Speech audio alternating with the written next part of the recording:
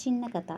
ఒకసారి చాణక్యుని దగ్గరకు అతని మిత్రుడు ఒకడు వచ్చి, నీకు తెలుసా, నీ మిత్రుడి గురించి నేను ఒక విషయం విన్నాను అని ఎంతో ఉత్సాహంగా ఇంకేదో చెప్పబోతున్న అతన్ని చాణక్యుడు ఆపి, నీవు నా మిత్రుడి గురించి చెప్పబోయే ముందు ఒక్క నిమిషం సావధానంగా నీవు చెప్పబోయే విషయాన్ని కొద్దిగా జల్లెడపడదాం. దీన్ని నేను 3 జల్లెడ పరీక్ష, ట్రిపుల్ ఫిల్టర్ టెస్ట్ అంటాను అని అడగడం మొదలుపెట్టాడు. మొదటి జల్లెడ నిజం. నీవు నా స్నేహితుడి గురించి చెప్పబోయే విషయం ఖచ్చితంగా నిజమైనదని నీకు తెలుసా అని అడిగాడు.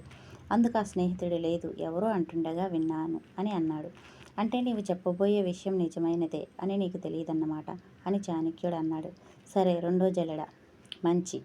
నీవు నాకు చెప్పబోయే విషయం నా మిత్రుడి గురించి మంచి విషయమా అని అడిగాడు చాణక్యుడు. కాదు అన్నాడు చాణక్యుడి స్నేహితుడు. అంటే నీవు నా మిత్రుడి గురించి చెడు చెప్పాలనుకున్నావు, అది కూడా నీకు ఖచ్చితంగా నిజమని తెలియని విషయం.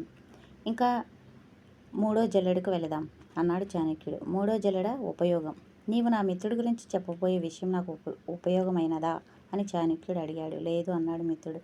అయితే నీవు చెప్పబోయే విషయం నిజమైనది, మంచిది, ఉపయోగకరమైనది కానప్పుడు నాకు చెప్పడం ఎందుకు అన్నాడు చాణక్యుడు.